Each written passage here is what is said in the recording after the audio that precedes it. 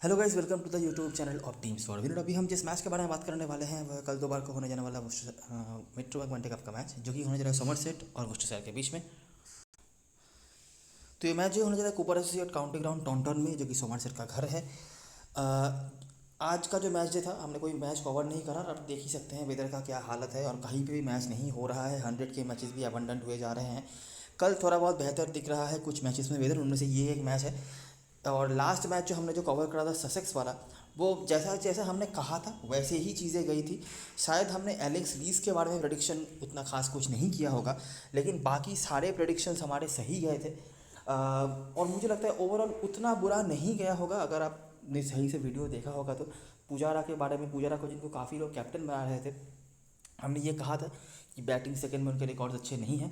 मैं नहीं कहूँगा बहुत बढ़िया गया होगा कि मैंने क्रिस्टल क्लियर सब कुछ बता दिया था, ऐसा मैं बिल्कुल भी नहीं कहूँगा। लेकिन ओवरऑल मुझे लगता है सही ही गया होगा आपके लिए रिजल्ट, और बहुत बुरा तो नहीं गया होगा। ठीक है, कुछ एक दो प्लेयर्स हो सकते हैं जिनके बारे में हमने उतनी बातें नहीं करी होंगी, लेकिन ओवरऑल मुझे फिर भी लगता है कि ठीक ठाक गया होगा। एवरेज है, बहुत खास कुछ नहीं, और आखिरी दो मैच टेस्ट एवरेज या उसके नीचे ही गया है, बहुत अच्छा तो नहीं। तो देखते हैं इस वाले मैच में हम कैसी कमबैक कर लेते हैं। ऑब्वियसली ये टूर्नामेंट ऐसे ही जाएगा, आप समझ सकते हैं डेटा कम है। कुछ ज़्यादा प्लेयर्स उस तरीके से कैसे यूज़ होंगे पता नहीं चलता हमें। हमें बहुत ज़्यादा आइडिया लगा के और पिछले चीज़ों की ऑब्जर्वेशंस के ऊपर बेस करके यहाँ पे मतलब प्रेडिक्शन करना पड़ रहा है। तो थोड़ा तो इधर उधर हो ही सकता है, लेकिन जैसे जैसे टूर्नामेंट आगे जाएगा मुझे लगता है ये चीज़ सही हो भी जाएगी। तो बात करते हैं इन दोनों टीम्स के बारे में। ये दोनों टीमें ऑब्वियसली सेम ग्रुप पे नहीं थे, तो फिर से एक मैच जहाँ पे आपको हेड टू हेड का कुछ मिलने वाला है नहीं। लेकिन दोनों टीमें ही सेकेंड लास्ट और लास्ट पोजीशंस पे ख़त्म किया था दोनों टीमों ने। ठीक है, एक टीम के पास बैटिंग तो ठीक ठाक थी, लेकिन बॉलिंग हद ज़्यादा बुरी, और दूसरी टीम के पास बॉलिंग भी बुरी रही है और बैटिंग भी बुरी रही है। ठीक है, तो बैलेंस नाम की कोई चीज़ नहीं रही थी दोनों टीमों के बीच में, दोनों टीमों के पास। एक बार के लिए वर्सेस्टायर के पास आप साथ कह भी लेंगे कि एक दो बल्लेबाज थे अच्छे, लेकिन बॉलिंग बहुत ज़्यादा बुरा रहा था। और समरसेट का तो पिछले दो एडिशन से, मतलब जब से 100 शुरू हुआ है उनके टीम से मेन प्लेयर्स गायब होने लगे हैं, तब से उनके लिए चीज़ें बिल्कुल भी सही नहीं चल रही हैं। ठीक है, पिछले एडिशन में भी जो कुछ बचा कुचा जीत उन्होंने दर्ज करा होगा वो भी उन प्लेयर्स की वजह से जो अभी 100 का पार्ट है, और सेकेंड लास्ट सीजन में भी वही जो हुआ था उनकी तरफ से पॉजिटिव रिजल्ट्स, वो भी उन्हीं प्लेयर्स की वजह से जो अभी इनकी टीम के पार्ट नहीं है। और वर्सेस्टायर तो वैसे भी स्ट्रॉन्ग टीम नहीं होती है, और यहाँ से 100 शुरू होने की वजह से उनकी टीम में बहुत नुकसान तो नहीं हुआ है, बहुत ज़्यादा प्लेयर्स उनकी टीम से नहीं गए हैं, लेकिन जो भी गए हैं उनमें ही इनका हालत बहुत ख़राब हो चुका है। लेकिन अभी जो है कंपैरेटिवली बेहतर दिख रहा है इनका टीम इस फॉर्मेट के लिए, क्योंकि ज़्यादा प्लेयर्स इनको खोने पड़े नहीं हैं, और जो प्लेयर्स रह गए हैं जो पिछले दो सीज़न से उतना अच्छा नहीं भी थे, वो अभी काफ़ी मैच्योर्ड हो चुके हैं, डेवलप्ड हो चुके हैं। तो उसका रिजल्ट अभी दिख रहा है वर्सेस्टायर को, और पहले दो मैच में मेरे ख्याल से इकलौती टीम है वर्सेस्टायर जो जीत चुकी है। ठीक है, और यहाँ पे भी एक्सपीरियंस के मामले में अगर बात करी जाए तो वो भी वर्सेस्टायर के पास ज़्यादा ही होगा, तो फिर से एक जीत वाले मैच की आप उम्मीद रख सकते हैं यहाँ पे वर्सेस्टायर की तरफ से। तो ये एक प्रीव्यू है दोनों टीम्स के क्या हालत रहे हैं। जब मैं आगे और भी डिटेल में बात करूँगा आपको ये चीज़ समझ में आ भी जाएगा कि मैं क्या कहना चाहता हूँ। आगे बढ़ते हैं। तो कूपर एसोसिएट काउंटी ग्राउंड में मैच होने जा रहा है, जो कि टॉन्टन में है, जो कि सोमरसेट का घर होता है। वेदर अभी के लिए तो क्लियर दिख रहा है, देखना पड़ेगा कल क्या होता है मैच के टाइम पे।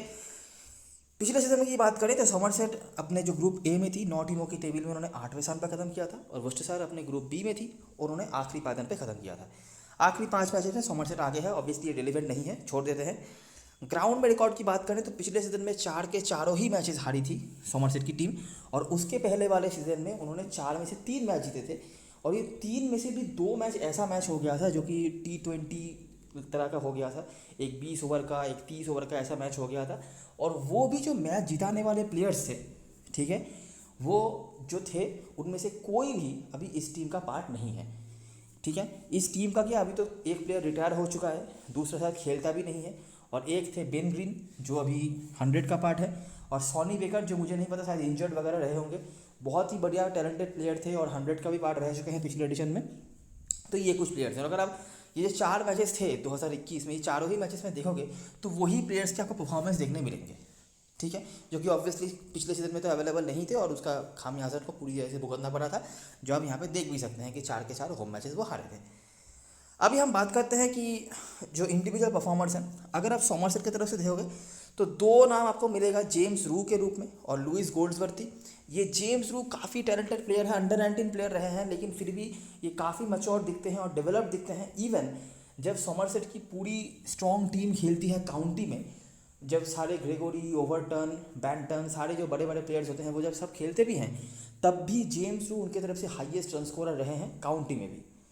ठीक है, हालांकि लास्ट मैच में जेम्स रू रन नहीं बना पाए थे, लेकिन ये एक प्लेयर होगा जिसको आपको इस टूर्नामेंट में नोटिस करना है।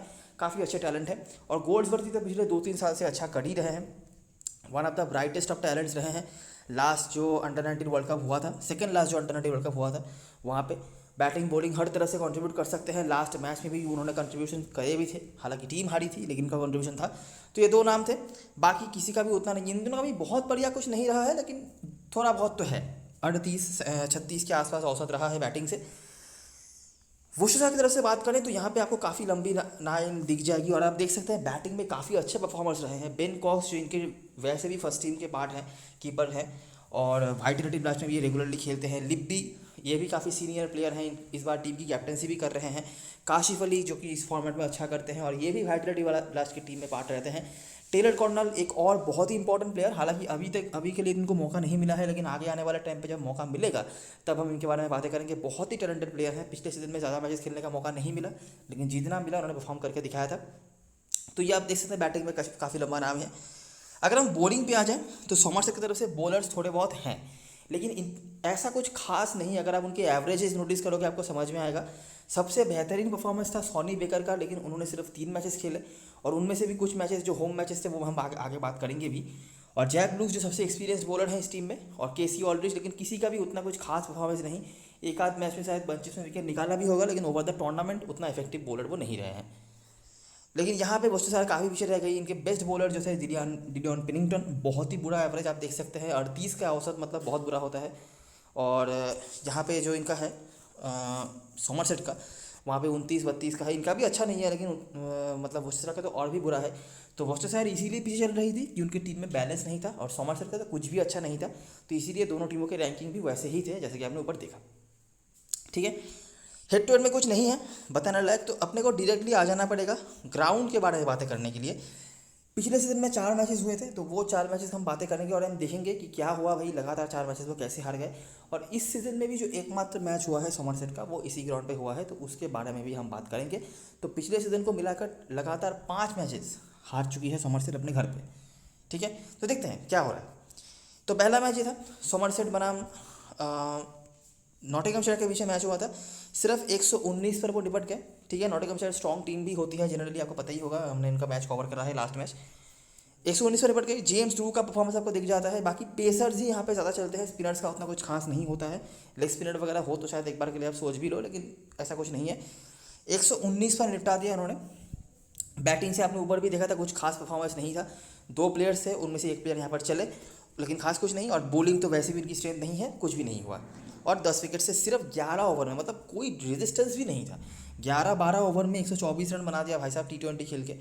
ठीक है, और 10 विकेट हाथ में रख के नॉटिंघमशायर जीत गई। अगले मैच पर क्या हुआ, फिर से देखो बॉलिंग फर्स्ट हुआ इस बार, और वही चीज़ 300 रन कंसीड कर दिए। 10 विकेट निकाला तो था, लेकिन उसका कोई फ़ायदा नहीं हुआ।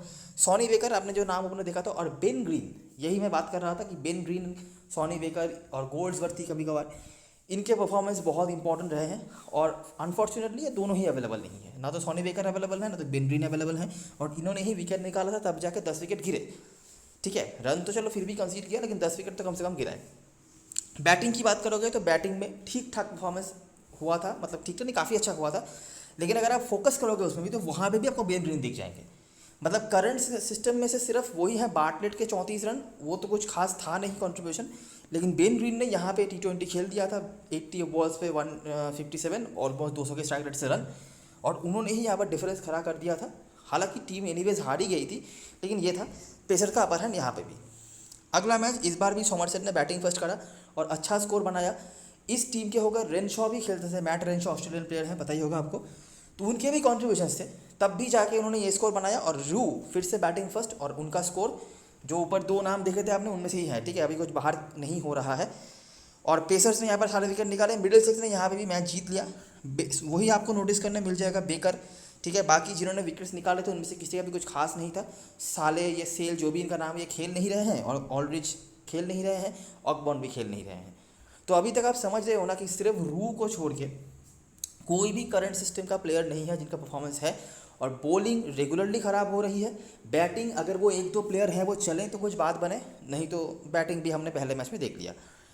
आखिरी मैच जो हुआ था जो ससेक्स के अगेंस्ट में था, फिर से अब बैट बॉलिंग फर्स्ट कराई, 400 के आसपास रन कंसीड किया और ये एकमात्र बॉलिंग लाइनअप वाली टीम है जिनके अगेंस्ट में किसी इंडिविजुअल बैट्समैन ने 200 रन बनाए थे, जहाँ पर आली और ने यहाँ पे 200 रन बनाए थे।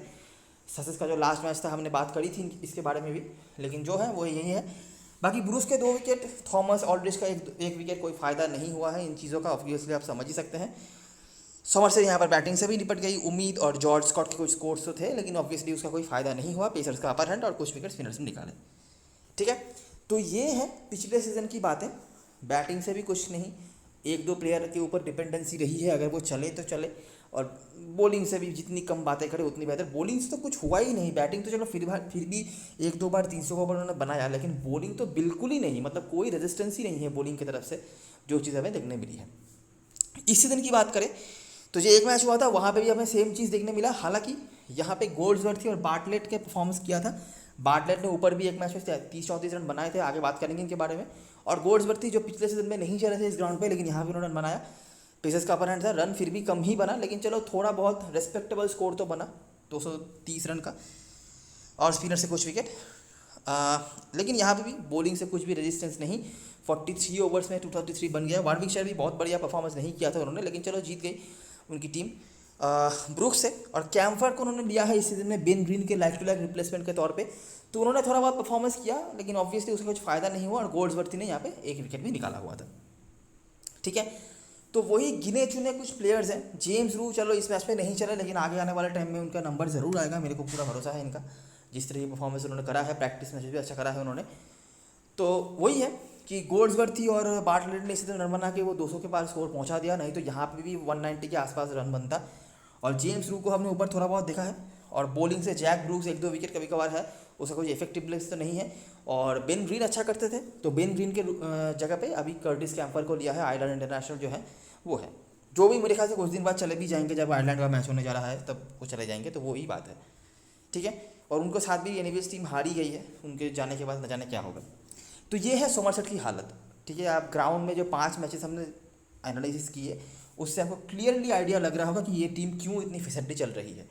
ना तो बैटिंग से कुछ परफॉर्मेंस है, ना तो बॉलिंग से कुछ परफॉर्मेंस है। हो सकता है कि 2-3 साल के बाद ये टीम बहुत स्ट्रांग दिखे, क्योंकि काफ़ी प्लेयर्स यंग हैं, इनएक्सपीरियंस्ड हैं, लेकिन अभी के लिए तो ये टीम कुछ खास दिख नहीं रही है।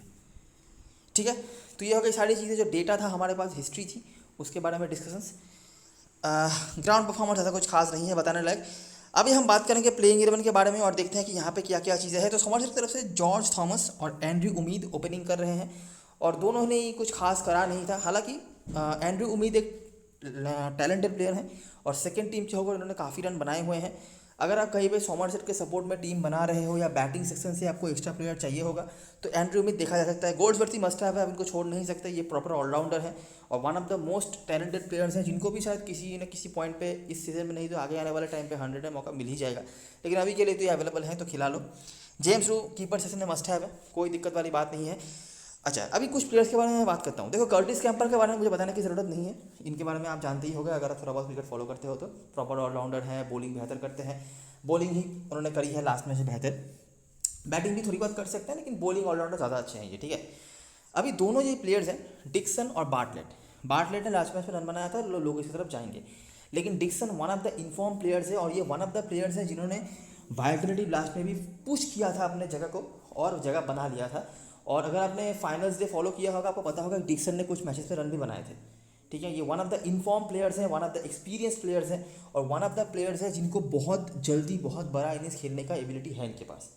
ठीक है, तो प्रॉपर बैटिंग ऑप्शन अगर आपको एक भी लेना है सोमरसेट की तरफ से, तो मेरे ख्याल से डिक्सन पहले होने चाहिए, उसके बाद बार्टलेट, क्योंकि इनका परसेंटेज भी डिसेंट होगा, उसके बाद तीसरा बैट्समैन अगर आपको लेना है, मैं प्रॉपर बैट्समैन की बात कर रहा हूँ, गोल्ड्सवर्थ ऑलराउंडर है, तो उसके बाद उम्मीद है। ठीक है, ये 3 आपके लिए शॉर्ट लिस्टेड होने चाहिए सोमरसेट के बैट्समैनों में से।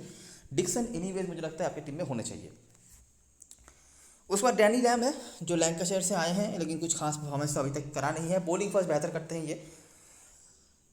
नेट लियोनार्ड, जैक ब्रूक्स और Shoaib Bashir. Net Leonard lower division cricket में इन्होंने काफ़ी विकेट्स निकाले हुए हैं। जैक ब्रूक्स तो आप चलो वैसे भी लोग हैं, इनको काफ़ी लोग जानते भी हैं, लेकिन अगर दूसरा कोई बॉलिंग ऑप्शन आपको चाहिए, प्रॉपर बॉलर, तो नेट लियोनार्ड लिया जा सकता है। तो सोमरसेट की तरफ से आपको जो जो प्लेयर्स लेना है जिनके साथ आप अपना कोर बनाएंगे वो हैं गोड्सवर्थी, रू, डिक्सन और कैम्फर। ये चार। इसके साथ आप किनको ऐड कर सकते हो, ब्रूक्स, नेट लियोनार्ड बॉलिंग से, बार्टलेट बैटिंग से, और या फिर शायद उम्मीद को भी यहाँ पर कहीं पे अगर आप देखना चाहते हो। तो ये 3-4 प्लेयर्स हैं जिनको आप ऐड कर सकते हो अगर आपको सोमरसेट की तरफ से ज़्यादा प्लेयर लेना है तो। 4 ये हमारा कोर है। अभी देखो इन चारों में से भी प्लेयर फेल हो सकते हैं, लेकिन मैं क्या बोल रहा हूँ, ये 4 ओवर द टूर्नामेंट अगर आप फॉलो करोगे तो आपको दिखेगा ये 4 शायद टॉप बेस्ट जो परफॉर्मर्स होंगे उनमें से आएंगे सोमरसेट की तरफ से। अभी बात करते हैं वॉरेस्टर की तरफ से। तो डी ऑलिवियरा है और ये मतलब 90% जनता इनके कैप्टन बनाएगी, या फिर हो सकता है 100% जनता कैप्टन बनाए स्मॉल लीग में। मैं भी अगेंस्ट नहीं होऊंगा। बॉलिंग काम पे आए ना आए, बैटिंग तो काफ़ी अच्छी कर ही लेते हैं, स्पेशली बैटिंग फर्स्ट में तो बहुत अच्छा करते हैं ये। लास्ट में 2 मैचेस में भी इनके परफॉर्मेंस अच्छे थे। Azhar Ali last 2 matches run बना रहे हैं, बैटिंग फर्स्ट में भी रन बनाया, बैटिंग सेकंड में भी रन बनाया, और सामने वाली टीम की बॉलिंग ऐसी है तो बिल्कुल आप चाहोगे कि इनको लेके चलने का। उसके बाद रॉब जोन्स ये भी दोनों मैच से स्टार्ट ले रहे हैं, जेक लीप भी ये भी दोनों मैच से स्टार्ट ले रहे हैं। लास्ट मैच नॉट आउट भी थे जब एक तरफ से विकेट गिर रहा था, फॉर्म पे है, लग रहा है। काशिफ अली बैटिंग फर्स्ट में बहुत इंपॉर्टेंट प्लेयर हो जाते हैं, बैटिंग फर्स्ट में फर्स्ट मैच जो था उन्होंने रन बनाया। उसके बाद बेन कॉक्स है। मुझे लगता है कि इस मैच में बेन कॉक्स से ज़्यादा इंपॉर्टेंट आपके लिए जेम्स रू होंगे कीपर सेक्शन में, क्योंकि यहाँ पर जो टॉप 5 बैटिंग है बहुत ही स्ट्रॉन्ग दिख रही है। ठीक है, एक्सपीरियंस भी है, फॉर्म भी है, रन भी बना रहे हैं, मोमेंटम भी है, जीत भी रही है टीम, और सामने वाली टीम की बॉलिंग भी खराब है, तो सारी चीज़ें इनके सपोर्ट में बात कर रही है। उसके बाद बॉलिंग सेक्शन में आएंगे तो बेकर के साथ लोग जा सकते हैं। हालांकि इस ग्राउंड पे मुझे स्पिनर्स के लिए खास कुछ दिख नहीं रहा है, लेकिन वही बात है, विकेट्स तो एनीवे वो निकाल ही सकते हैं, लेकिन हेल्प कुछ नहीं है। जो लीच इनके तरफ लोग शायद कम देखेंगे, लेकिन ये बहुत ही जेन्युइन ऑलराउंडर हैं, और सेकेंड लास्ट सीजन में भी इन्होंने बहुत बढ़िया परफॉर्मेंस करके रखा हुआ था। बैटिंग भी कर लेते हैं, बॉलिंग डेथ उन्हें बहुत अच्छी कराते हैं। अभी तक इनकी ज़रूरत नहीं पड़ी है टीम को कुछ खास करवाने की, टीम एनीवेज जीत गई है और आराम से जीती है। लेकिन ये एक प्लेयर हैं जिनके तरफ आप बिल्कुल देख सकते हो, मेरे टीम में ये आपको दिख जाएंगे अगर मुझे बहुत स्पेस का इशू नहीं हुआ तो। लेकिन हाँ, एक बहुत अच्छे ऑप्शन है जिनका अभी तक परफॉर्मेंस नहीं आया है। और बाकी नीचे अगर आप आओगे तो मैथ्यू वेट खेल रहे थे लास्ट 2 मैचेस में, लेकिन उनको रेस्ट दिया गया है। उनके जगह पे डार्ली या जोन्स, ये दोनों में से कोई खेल सकते हैं। डार्ली अगर खेलते हैं बिल्कुल ट्राई कर लेना, ये काफ़ी अच्छे बॉलर हैं और विकेट टेकिंग एबिलिटी इनके पास है। किसी भी फॉर्मेट में इन्होंने काफ़ी विकेट्स निकाले हुए हैं। पेनिंगटन कंसिस्टेंटली विकेट्स निकाल रहे हैं, एक दो करके, बहुत खास कुछ तो नहीं, लेकिन लोग ऑब्वियसली स्ट्राइक बॉलर्स के रूप में इनके पास पहले जाएंगे। और बेन गिबन बहुत ही इंपॉर्टेंट प्लेयर। अगर आपको कोई एक जेन्युइन विकेट टेकिंग बॉलर चाहिए होगा वुशदा की तरफ से तो बेन गिबन होने चाहिए। पेनिंगटन थोड़े से डिफेंसिव माइंडसेट के बॉलर हैं, रेगुलरली ज़्यादा विकेट्स नहीं निकालते हैं, 1-2 विकेट 50 ओवर फॉर्मेट में उतना इफेक्टिव नहीं होता है, अनलेस कि वो इकोनॉमिक के बोनस देके जाए या एलबीडब्ल्यू के बोनस देके जाए। लेकिन बेन गिबन एक ऐसे बॉलर है इनको विकेट निकालना आता है। ठीक है, पहले 2 मैच में उतना खास नहीं दिखे हैं, लेकिन बिल्कुल आप ये देख सकते हो क्योंकि सामने वाली टीम की बैटिंग भी उतनी कुछ खास है नहीं। तो हमारे टीम में जो प्लेयर ज़रूर से होंगे, ओलिवियरा तो होंगे ही, मस्ट हैव, तो आप इनको छोड़ नहीं सकते, कैप्टन वाइस कैप्टन ऑप्शन भी है। उसके बाद बैटिंग फर्स्ट में काशिफ अली और बैटिंग सेकंड में रॉब जोन्स, इन दोनों में से एक को ले सकते हो। काशिफ अली बैटिंग फर्स्ट में रन बनाया है, रॉब जोन्स दोनों ही मैच में स्टार्स उन्होंने लिए हैं, दो देखा जा सकता है, ये उतना कंपल्सरी नहीं है लेकिन ले सकते हो आप। ठीक है, अजहर अली, उसके बाद 3 ऑप्शन यहाँ पर हो गए। और नीचे अगर आ जाओगे तो बेन गिबन मेरे लिए चौथे प्लेयर होंगे जो मेरे कोर को बनाएंगे। ठीक है, इसके साथ जिन प्लेयर्स को हम ऐड कर सकते हैं वो हैं डार्ली या पेनिंगटन में से कोई एक, या फिर आप दोनों को भी लेकर चल सकते हो। उसके बाद लीच। ठीक है, और बैटिंग सेक्शन से अगर देखना है तो या तो जो काशिफ अली या जोन्स का आप वो सिलेक्शन कर रहे हो उनमें से दोनों को ही लेकर चल सकते हो, या फिर लिब्बी को ऐड कर सकते हो यहाँ पे, क्योंकि ये टीम मुझे काफ़ी स्ट्रॉन्ग दिख रही है वोशा की तरफ से, और कोई रिकॉर्ड भी ऐसा हमारे पास अवेलेबल नहीं है, तो इसीलिए सारे ही प्लेयर्स मुझे बहुत इंपॉर्टेंट लग रहे हैं। लेकिन फिर भी मैंने शॉर्ट लिस्ट करवाने की कोशिश करी है। शॉर्ट लिस्ट में मैंने किसको रखा है, गिबन को रखा है, डी ऑलिवियर को रखा है, काशिफ अली या रॉब जोन्स में से कोई एक को रखा है। ठीक है, और अजहर अली, ये 4 मेरे शॉर्ट लिस्ट में होंगे। इसके साथ मैं ऐड करने को किसने क्या क्या बोला है, मैंने लीच को ऐड करने बोला है, लिब्बी को ऐड करने बोला है, और पेनिंगटन को ऐड करने बोला है। ठीक है, बेकर को मैं यहाँ पे उतना प्रायोरिटी नहीं दे रहा क्योंकि मुझे इस ग्राउंड में बहुत ज़्यादा स्पिनर्स का हेल्प नहीं दिखा है, लेकिन एनीवेज अगर वो और टेलेंडर्स को बॉलिंग कराने आते हैं विकेट निकाल सकते हैं, लेकिन हेल्प कुछ नहीं है, तो मैं शायद उन पर यहाँ पे रिस्क ले लूँ। बेंच पे गैरेथ रॉड्रिग हो सकते हैं, एक और बहुत टैलेंटेड प्लेयर, शायद मौका ना मिले, और 8 पोलॉक, एक्सपीरियंस बहुत ज़्यादा है, परफॉर्मेंस कुछ भी नहीं, तो ये दोनों में से कोई भी आ सकते हैं, लेकिन मुझे लगता नहीं, क्योंकि एक बॉलर के जगह पे शायद बॉलर ही इंक्लूड करेंगे टीम, तो इसीलिए। कैप्टन वाइस चॉइस की बात करें तो कैम्फर गोल्ड्सवर्थ के आसपास लोग जा सकते हैं, और मुझे लगता है स्मॉल लीग में जनता डी ओलिविएरा और कैम्फर ऑप्शन के साथ जाएगी। जेन्युइन ऑलराउंडर्स हैं, हालांकि गोल्ड्सवर्थ भी ऑलराउंडर हैं, लेकिन वही है कि गोल्ड्सवर्थ बैटिंग सेक्शन में होंगे तो लोग शायद जल्दी उनकी तरफ ना देखें। उसके बाद बार्टलेट परसेंटेज डिसेंट होना चाहिए इनका, लास्ट मैच इन्होंने रन बनाया था, और डिक्सन परसेंटेज कम होगा लेकिन मैंने रीज़न बता दिया। लियोनार्ड बॉलिंग से बहुत उम्मीद तो मुझे बिल्कुल भी नहीं है, लेकिन टीम में लिया जा सकता है, और उम्मीद जो बैटिंग ऑप्शन होंगे हमारे लिए वो मैंने बता दिया। और जेम्स रू भी वही है, तो वो है ऑप्शन। वुसना की तरफ से डी ओलिविएरा 99% स्मॉल लीग में कैप्टन होंगे सभी के, ठीक है, रीज़न भी क्रिस्टल क्लियर है। अजहर अली परफॉर्मेंस है इनका दोनों मैच में, चेज बेहतर करते हैं लेकिन बैटिंग फर्स्ट में रन बनाए हैं इन्होंने। और रिस्क में बेकर होंगे जो स्पिनर हैं जिन्होंने 2 मैच में विकेट निकाला है, और पेरिंगटन, ये दोनों बॉलर्स। और रिस्क में काशिफ अली बैटिंग फर्स्ट में, रॉब जोन्स बैटिंग सेकंड में, और गिबन बॉलिंग से अगर आप देखना चाहते हो तो मैंने ऐसा स्ट्रक्चर बना के रखा है। 8 प्लेयर्स का मेरा जो शॉर्ट लिस्ट है वो मैंने लेके रखा हुआ है। यहाँ पर आप किस किस प्लेयर्स को ऐड कर सकते हो बैटिंग सेक्शन में। अच्छा, गोल्ड्सवर्थ को ऑलराउंडर की तरह ही कंसीडर करना, ठीक है, वो भले ही बैटिंग सेक्शन में हो। बैटिंग सेक्शन में यहाँ पे लिप भी होंगे, ठीक है, लिया जा सकता है, स्पेशली बैटिंग फर्स्ट में। बैटिंग सेकंड में मुझे डाउट है कि इनको कितना बैटिंग मिल जाएगा। काशिफ अली भी बैटिंग फर्स्ट में, रॉब जोन्स बैटिंग सेकंड में। काशिफ अली और रॉब जोन्स में से किसी एक को लेना, ठीक है। और अगर आपको सोमरसेट की तरफ से एक्स्ट्रा बैट्समैन लेना है तो आप बार्टलेट को ले सकते हो। मैंने यहाँ पर डिक्सन को लिया है, डिक्सन का परसेंटेज डिसेंट नहीं है, 5% है, लेकिन मैंने क्लियर कर दिया है, और मुझे इनसे बड़ी इनिंग्स की उम्मीद है। कल नहीं तो कहीं ना कहीं पे तो ये बनाएंगे ही, मुझे उम्मीद है, क्योंकि ये जिस तरह के फॉर्म पर हैं और वन ऑफ द प्लेयर्स हैं जो सीनियर लेवल में रेगुलरली खेल रहे हैं, और इनफॉर्म प्लेयर हैं, बड़े बड़े स्कोर्स बनाए हैं इन्होंने, तो मुझे तो कहीं ना कहीं पे इनका रन आता हुआ दिख रहा है। ऑलराउंडर सेशन में मैंने लीच को लिया है। लीच का परसेंटेज भले ही कम हो, इनको काफ़ी लोग लेंगे, इसको कंसीडर करके रखना। और इन ये जेन्युइन ऑलराउंडर हैं, हालांकि पहले 2 मैच में सिर्फ 10 पॉइंट दिया है इन्होंने, लेकिन ये बहुत दिनों तक शांत नहीं रहेंगे, ये मैं पहले ही बता रहा हूँ मैं आपको। वेट नहीं खेलेंगे। डैनी लैम बॉलिंग फर्स्ट में आप ले सकते हो सोमरसेट की तरफ से, और नेट लियोनार्ड भी ये बॉलिंग ऑप्शन होंगे। अगर आपको सोमरसेट की तरफ से कोई एक्स्ट्रा बॉलिंग ऑप्शन देखना है तो नेट लियोनार्ड होंगे। बॉलर में मैंने खाली गिब्बन को लिया है। लोग जो कर रहे हैं ब्रूक्स के साथ जा रहे हैं, खास तो कुछ भी नहीं है, लेकिन थोड़ा बहुत जब पॉइंट दे रहे हैं सोमरसेट की तरफ से, उनमें से ये एक है। पेरिंगटन लिया जा सकता है, कंसिस्टेंट कुछ ना कुछ पॉइंट देते रहते हैं, तो इसीलिए बाकी मुझे कुछ खास एक्सपेक्टेशन नहीं है उनसे भी। और यहाँ पे डार्ली होंगे वर्षा की तरफ से, तो उन अगर आप एक्स्ट्रा बॉलर देखना चाहते हो तो इनको ले सकते हो। तो ये कुछ छोटी मोटी चीज़ें हैं जो आप कर सकते हो। कैप्टन वाइस कैप्टन चॉइसेस की बात करें तो डी ओलिविएरा और कैम्फर के साथ लोग जाएंगे जिनके अगेंस्ट में बहुत नहीं हूँ। कैम्फर स्पेशली बॉलिंग फर्स्ट में बेहतर करते हैं, लेकिन अभी तो एनीवेज इनके ऊपर बहुत रिस्पॉन्सिबिलिटी आने वाली है, क्योंकि ये बेन ग्रीन के लाइक टू लाइक रिप्लेसमेंट होंगे। अलग देखना है तो गोल्ड्सवर्थ, ठीक है, रीज़न भी क्रिस्टल क्लियर है। रिस्क लेना है क्योंकि देखो सामने वाले टीम की भी जो है ना, अगर हम वुस्टरशायर की तरफ से वीकनेस की बात करें तो उनकी वीकनेस बॉलिंग से है। हालांकि अभी तक वो एक्सपोज नहीं हुआ है, लेकिन उनकी वीकनेस भी बॉलिंग से ही है। अगर सोमरसेट को इस मैच में कुछ लेना है वापसी करके, तो उनको बैटिंग से बड़ा स्कोर खड़ा करना पड़ेगा, और वो अगर करना है तो जेम्स रू, गोल्ड्सवर्थ, डिक्सन, ठीक है, ये प्लेयर्स के ऊपर बहुत ज़्यादा रिस्पॉन्सिबिलिटीज आने वाली है, ठीक है।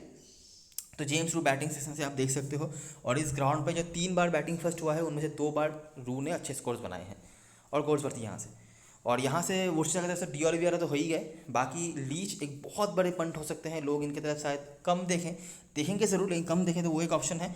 और बैटिंग से अजहर अली जो अच्छा कर भी रहे हैं, एक्सपीरियंस भी बहुत ज़्यादा है, कभी कभार बॉलिंग भी करने लग जाते हैं। और काशिफ अली अगर बैटिंग फर्स्ट कर रहे हैं तो, ठीक है। तो ये कुछ चीज़ें हैं, और कुछ क्रिस्टल क्लियर डेटा तो नहीं है जिसके ऊपर हम बेस करके कह सकें कि नहीं यही करो यही करो। तो कुछ ऑब्जर्वेशन हैं, कुछ चीज़ें हैं, और कुछ एक्सपीरियंस है पूरे जो हमने काउंटिंग समर खेला है उसका, उस हिसाब से हमने यहाँ पर समराइज़ किया है। चीज़ें सही जा भी सकती हैं, नहीं भी।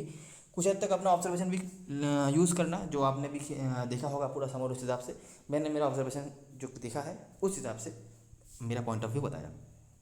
तो ये रही सारी चीज़ें, और सारी एनालिसिस। अगर आपको वीडियो पसंद आई हो तो लाइक ज़रूर करना, सब्सक्राइब करना चैनल को, टेलीग्राम चैनल पे ज़रूर ज्वाइन हो जाना, क्योंकि लास्ट मोमेंट पे सारी अपडेट्स वहीं पे आने वाली हैं। तब तक के लिए best luck for this match and goodbye for now.